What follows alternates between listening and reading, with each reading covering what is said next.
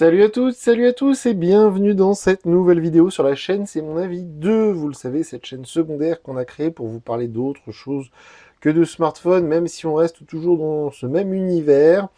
On parle souvent d'oreillettes connectées, on parle de montres connectées et justement, aujourd'hui, ça tombe bien, puisqu'on va déballer ensemble la Xiaomi Watch 2. Alors, c'est une montre connectée, évidemment, qui est sous Wear OS. Donc, vous savez, c'est cette version d'Android qui est conçue pour les objets connectés, un peu comme la Galaxy Watch chez Samsung. Cette Xiaomi, j'ai envie de l'appeler Mi Watch 2, qui est sortie il y a quelques mois maintenant, elle est sur la chaîne aujourd'hui parce qu'on a déballé ensemble sur la chaîne principale le Xiaomi 14T Pro il y a quelques jours. Et sur la Fnac et sur Darty, il y a un pack, comme ils appellent ça, avec le Xiaomi 14T Pro et la montre offerte pour le même prix que le téléphone seul, c'est-à-dire 799 €. Donc cette montre, elle coûte normalement 149 €, en tout cas c'est son tarif quand on la trouve sur des sites comme Amazon. Et c'est une montre qui est justement en concurrence avec la Galaxy Watch 6 ou la Galaxy Watch 5 de chez Samsung avec un écran AMOLED circulaire.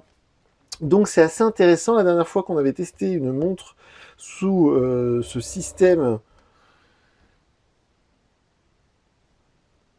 la dernière fois qu'on avait testé une montre de la marque Xiaomi, c'était une montre beaucoup moins chère avec le format d'écran carré, et c'était pas du Wear OS, c'était le système d'exploitation propre à Xiaomi, qu'ils appellent maintenant HyperOS, même si cette appellation est un peu parfois usurpée. Alors on voit que ça tourne avec du Qualcomm Snapdragon, donc ça c'est plutôt chouette.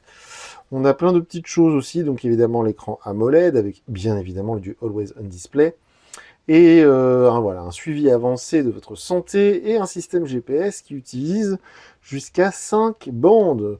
Tout ça a l'air plutôt intéressant. On va enlever rapidement le plastique qui entoure cette boîte parce qu'avec mon nouveau setup, comme on dit, j'ai beaucoup de reflets avec la lampe LED. Donc on va tout de suite se débarrasser de ce petit plastique.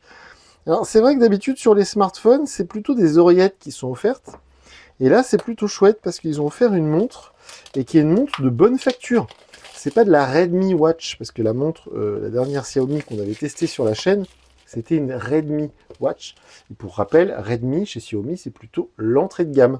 Que ce soit les oreillettes connectées ou les montres, dès que c'est Redmi, ou les smartphones évidemment, c'est plutôt entrée de gamme. Donc là, vu que c'est du Xiaomi Watch 2, j'ai vu qu'il y avait aussi la Watch 2 Pro, qui coûte un petit peu plus cher. Mais on est sur un produit déjà pas mal. Et donc là, en ce moment, j'enregistre cette vidéo, on est le 17 octobre, eh bien vous avez plusieurs, on va dire, plusieurs packs, voilà, que ce soit chez Fnac, chez Darty, mais je l'ai vu aussi ailleurs, avec le Xiaomi 14T Pro. Et cette fameuse montre, alors voyons voir tout de suite, qu'est-ce qu'ils nous mettent, le petit autocollant ici.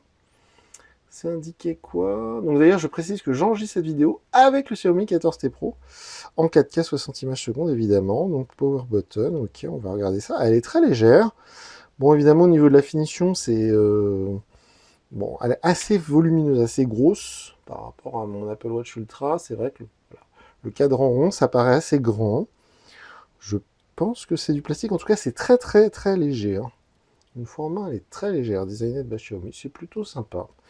C'est plutôt sympa. Alors, on va les mettre de côté juste un instant. Là-dedans, il n'y a rien du tout. Ici, qu'est-ce qu'on va avoir? On a le petit carton. Là, on a quoi d'autre? On a le chargeur. Alors ça, c'est vraiment quelque chose sur lequel je pinaille parfois. On avait testé la Google Pixel Watch il n'y a pas longtemps, la Pixel Watch 2. Et justement, je m'étais un peu offusqué que pour une montre connectée à plus de 300 €, on avait un connecteur de recharge avec des petits contacteurs comme ça. C'est aussi le cas sur celle-ci. Alors à 150 €, c'est beaucoup plus pardonnable. Mais c'est vrai que les vraies, entre guillemets, montres connectées, donc que ce soit les Galaxy Watch chez Samsung ou les Apple Watch chez Apple, eh bien on a un chargeur à induction. Et là, on a les petits picots, comme sur justement de la Redmi Watch ou des montres vraiment pas chères. Alors, ça marche, c'est sûr, mais je trouve que ça fait un peu cheap quand même. C'est un peu dommage. Et puis, l'intérêt des montres avec chargeur à induction, c'est que souvent, il y a beaucoup de chargeurs compatibles. Alors que là, si vous perdez ce câble, évidemment, vous serez condamné à retrouver exactement le même sur Internet pour pouvoir continuer à charger votre montre. Je vais vérifier, c'est de l'USB-A. Sur ce petit câble, on va mettre ça de côté. Qu'est-ce qu'on a là-dedans? Ok, Xiaomi, d'accord. Ah ouais, juste le guide d'utilisation. D'accord, d'accord. Pas grand-chose d'autre à se mettre sous la dent. Alors on va essayer de l'allumer rapidement, même si, comme d'habitude, sur ce genre de produit, on va pas pouvoir aller bien loin ensemble parce qu'il va falloir tout de suite la connecter au téléphone. Il va falloir mettre le compte, j'imagine, le compte Mi.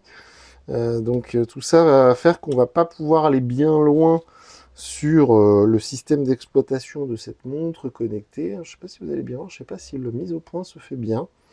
On a tout un tas d'inscriptions, évidemment, la norme CE, ce genre de choses. On a le petit mécanisme pour les bracelets. Alors ça, c'est drôle de voir que les concurrents d'Apple travaillent tous ardemment sur ce système de remplacement de bracelets. Même si je dois bien avouer que mon Apple Watch Ultra est à mon poignet depuis bientôt 1 an et j'ai jamais changé le bracelet. Donc je vois pas trop. Voilà. Ils s'obstinent tous à développer des systèmes de changement de bracelet. Je suis pas certain qu'il y ait une personne en France qui a acheté ce type de montre et immédiatement remplacé le bracelet. Bref, on voit que l'écran, je sais pas si vous allez voir, de toute façon on va l'allumer dans un instant, mais on voit que l'écran ne va bien évidemment pas au bord du cadran. Je sais pas si c'est ce bon bouton pour l'allumer, c'est peut-être plutôt celui-ci. Mais on voit voilà, qu'il y a une espèce de rebord avec les petites marques, un peu comme sur une montre, on va dire, traditionnelle. Ah si, c'est ici. Mais il y a une bordure assez épaisse. Encore une fois, on est seulement à 150 €. C'est beaucoup moins cher qu'une Galaxy Watch, mais voilà, on a une bordure assez épaisse. D'ailleurs, j'ai vu que la nouvelle Pixel Watch 3, qui coûte toujours aussi cher que la 2, mais ils ont travaillé encore sur la bordure d'écran. Et justement, sur la nouvelle Apple Watch Series 10 également, ils ont encore repoussé les bords de l'écran. Là, je ne sais pas si vous allez voir, parce que c'est noir sur fond noir, mais il y a quand même une épaisseur assez importante. De toute manière, cette montre, bien évidemment, je vais l'utiliser à titre perso pendant plusieurs jours. Dès que la montre s'est allumée, on a été coupé parce qu'évidemment, mon smartphone me propose d'associer cette montre avec mon Xiaomi 14T Pro avec lequel je filme cette vidéo. C'est toujours très agréable quand on est en train de tourner et que ça coupe. Mais ça, j'aurais dû le prévoir. Donc évidemment, on va pas aller beaucoup plus loin là parce qu'il faut que je paramètre la montre. On voit, on devine l'épaisseur du bord d'écran. Vous voyez ici, on le devine assez bien. Ça reste raisonnable, mais c'est marqué.